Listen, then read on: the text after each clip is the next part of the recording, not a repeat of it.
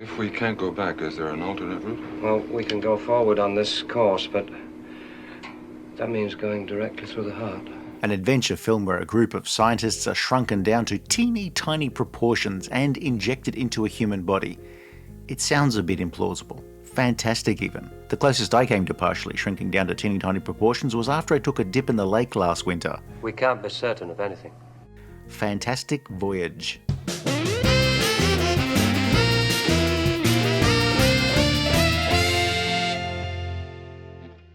I always thought it was nothing but red. Only to the naked eye. Those corpuscles carrying oxygen give the stream its color.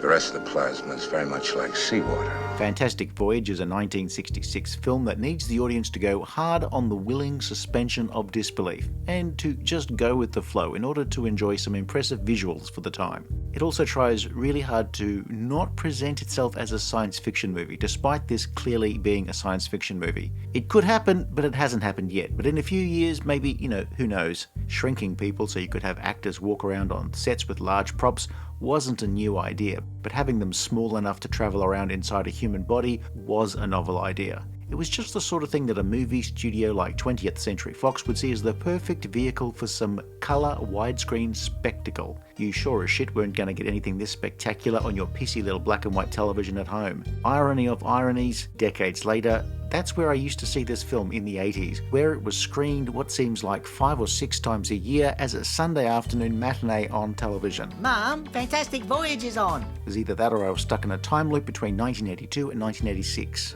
We stand in the middle of infinity between outer and inner space. Fantastic Voyage starts with Dr. Benesch, a defecting scientist, arriving in the US escorted by government agent Charles Grant, only to be heavily injured in an attack. Grant is taken to a secret facility where he's told about a top-secret mission to perform surgery on a clot in Benesch's brain, which involves taking a small submarine and its crew and shrinking them down, as you do, and injecting them into Benesch's body. Now, the film wants you to believe that this technology exists. Well, there is no film without that conceit, but it's also a conceit that everything in this movie revolves around.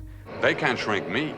Our miniaturizer can shrink anything. But I don't want to be miniaturized. It's just for an hour. Not even for a minute. Both the US and the USSR have the tech to shrink objects and people, but only for 60 minutes. Benesch had perfected the process which would allow for objects to remain shrunken longer, like a Snickers bar that is suddenly smaller but costs the same. CIA agent Grant had no idea that any of this technology existed, but apparently it does, and then he learns that there's an entire military department dealing with the use cases of shrinking stuff, the Combined Miniature Deterrent Forces.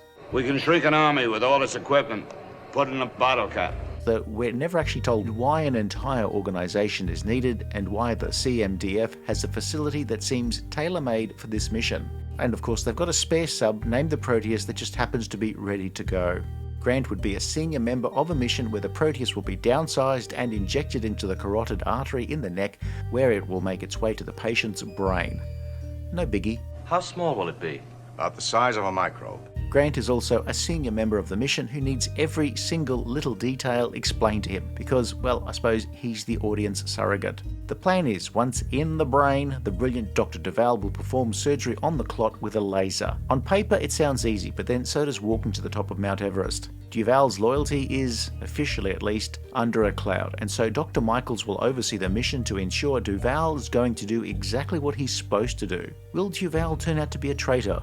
Well, look, I'm sure any character played by Donald Pleasence will be on top of that. Also along for the ride are Duval's assistant, Cora Peterson, and Navy Captain Bill Owens, who will be piloting the Proteus. It takes about 30 minutes before we get to the actual shrinking part, where we have the whole routine outlined to Grant by General Carter and others, where they treat the process almost like a procedural. However, once Proteus and its crew are reduced, the film goes into wonder mode, with the film's impressive visual effects kicking in. They were impressive for 1966, and most of the time they remain relatively impressive. One of the miracles of the universe. Once the submarine and its crew have been inserted into the body, the film becomes a submarine-based survival drama. The Proteus quickly ends up off course thanks to a fistula. A what? It's A forced joining of a vein and an artery. Which is not what you think it is. It's an abnormal pathway between parts of the body that's not normally joined. A bit like using your neighbour's backyard as a shortcut. Rather than go straight from the neck to the brain, they now have to go through the heart without being buffeted to death. The surgeons can stop Benish's heart for 60 seconds, but the sub will have to get through the heart in that time. I mean, there's actually a much easier way to stop somebody's heart. Just give them the bill for all of this. The Proteus crew, now that their fantastic voyage has been rerouted to take the long way around, avoiding tolls, will have other difficulties to contend with. Their oxygen runs low, which involves refueling by getting fresh air from the lungs. At one point, they'll have to exit the Proteus to clear gunk from the vents. They'll also have to contend with turbulence and eventually the body's own defense system. But it also becomes clear that there is in fact a saboteur on board, with the handheld laser having been damaged. I totally sympathise. I remember the time my own handheld laser was damaged, and the cat got bored really quickly. There's only one thing we can do.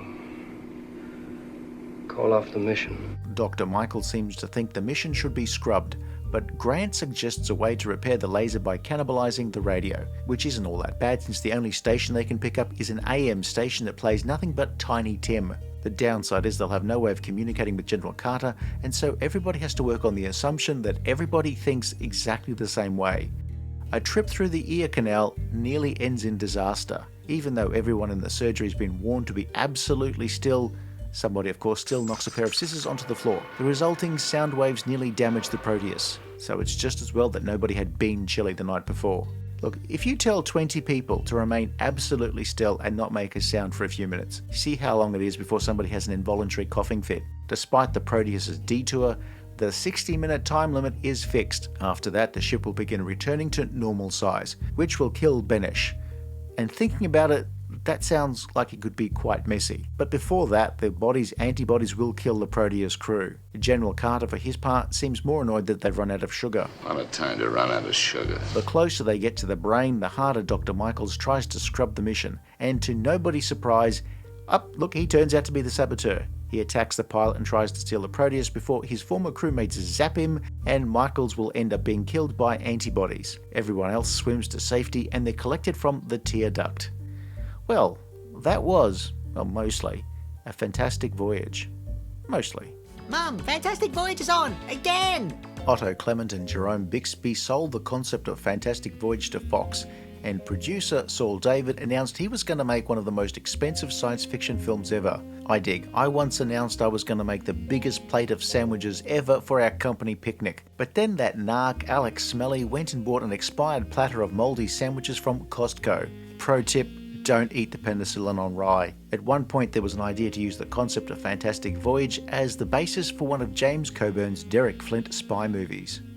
Richard Fleischer was a fairly big-name director for a science fiction film, having helmed effects-heavy films like 20,000 Leagues Under the Sea, and he would later direct major films like Tora Tora Tora and Soylent Green. His direction here is solid, showing you what you'd expect to see when sold a movie about a miniature submarine floating around inside a human body, and do it in a way that doesn't gross out a mid-60s audience. I mean, it's a fantastic voyage, but crucially one that stays away from the grosser parts of the body. I mean, it's not Voyage to the Bottom. By the time they realized they'd never make it the other way. The cast of Fantastic Voyage was fairly solid.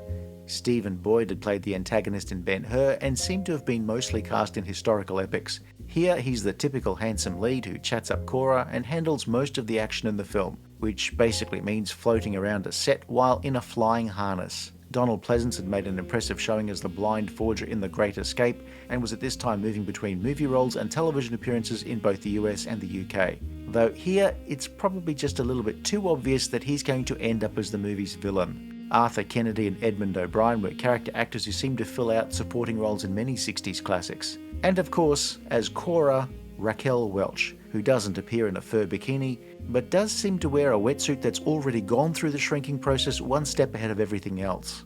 Welch plays a competent scientific assistant whose genius boss may or may not be a traitor. I had a genius for a boss once. Well, he used to tell me he was a genius at least once a day. I wonder what happened to him. Last I heard of him, he wanted to get away from his creditors by opening a branch of Iceland in Iceland.